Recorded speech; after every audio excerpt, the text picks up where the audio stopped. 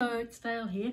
I just realised it's just over 3 years now since I started doing these little videos, and I thought I'd just do a few and then would run out. But actually, one of the things I've discovered is that you never run out of ideas, so there's always something. And even if I repeat a topic, which I am inclined to do because of the way I'm working, there's always something new going on inside my brain, so there's always something new to share. And way back in my very first one, I talked about our prefelts, or flimsies as we call them, because that's what they are. And they're all hand-dyed by Jacinta in the most beautiful colours, and also Tachana. And they're not a fully felted piece like you've made felt, but they're pretty firm and they suit what I do. I'm not making garments or things, but I weave them and stitch them. They're lovely for stitching on. They're much nicer to stitch on than the wool fabric that you buy. And so this is probably the very first one that I ever did. So it's a whole flimsy, and I've worked on it with my embellisher. I haven't used anything else, it's just the colours that are there. But if you see with the embellishing machine, that's the one with the little needle felters, it sends part of it. So I'm thinking about it, I think it's 2 layers together. And so I've simply embellished, run them together with the needle felter. I haven't wet felted.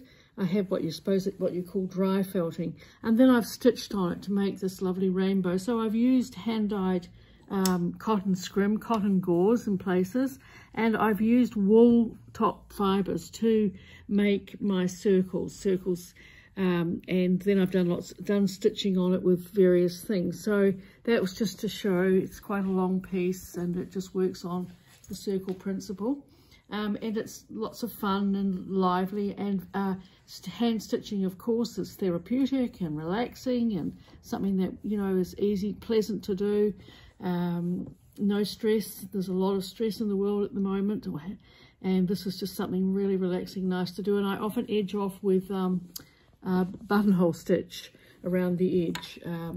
So that's this one, and here's another one that I know is all done in different shades of red. So this is a pre-felt that is, I think, probably Kiss Me, and I've just put 2 together, woven it, cut them into strips this wide, woven it across and back, and then, as you can see, I've patched it with other offcuts that were from other things that I've done. And then I've done heaps of stitching, so it's very, very firm now. It's got lots of running stitch through. I suppose it's like a cantha stitch, sort of perhaps my version of a cantha stitch. And then I've put circles and cut out other shapes. I've stitched gimp, of course, which I love to use. And then using my flower stitch foot, I've made little shapes, and I burnt them out with the soldering iron and reapplied them to make shapes, and just using different threads. So when you've got a stash, I keep all my threads in colour themes, and then I'll just add things that I think might go with it. And again, I finished it off with a buttonhole around it all. And then I've done different things at different times. So this time I've used scrim. There you can see the scrim on the back, and I've worked through from the back with this, and you'll see the texture coming through. Now there's no other way you can get this sort of texture in your work unless you're using a felting machine or a needle felter by hand, but this is much faster, of course.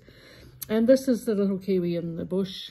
And so I've used scrim, which I've worked onto it, and I've stitched, and I've plaited with some different yarns that I've had to make a plait to put down. I've stitched different threads over it. I've used the flower stitch foot here again, and there's some little shells, the power shells, and just little bits and pieces. And my friend Kathy made me a New Zealand to pop on at one stage, and so it's really, in a way, I've called it Pahutakawa in the bush. If you know the Pahutakawa tree, it has the lovely red flower, so just a little touch of it. And also the hand-dyed velvet is really nice to put in, and the embellishing machine will link all this up. And then, of course, if all else fails, and it doesn't by any chance, you can always hand stitch things down. And then this one here is the same principle. It's got the scrim on the back and worked through, and I've got a separate piece on the top. But it's just you know, as you can see, I like circles, so I like to add things as I go, just things that relate to what I do and so on. And then my last two these are the Kimberly Dreaming ones, and again I've just woven it, cut it, woven it, and done lots of hand stitching. And this is a piece of velvet that's on the top. And the final one is again the same thing, but this time it's got scrim on the top of it, on the bottom, worked through, and just one that's slightly different. So you do some offset, you might do them all the same way, you might just do something that appeals to you. Now, a lot of people look at and watch my videos, and I'm very appreciative of this. You can follow me on YouTube and subscribe to it, but you'll find all the videos either they're on Facebook as they come up, of course, and Instagram, but they're also on our website. And just in case you're watching this and you don't know who I am, that is me, Dale Rollison, and I own the Thread Studio. So you can go to our website and look at all the things. And people always ask me, where do I get that thing that you're using? Well, invariably, you'll get it at the Thread Studio, because I started this business because I couldn't get things. And so the things that I have are the things that I use. And if they vanish from the scene, it's usually because I've stopped using them and they don't appeal to me anymore. So anyway, hope that's just giving you some ideas for this week. Have a lovely week, and we'll see you again another time. Bye.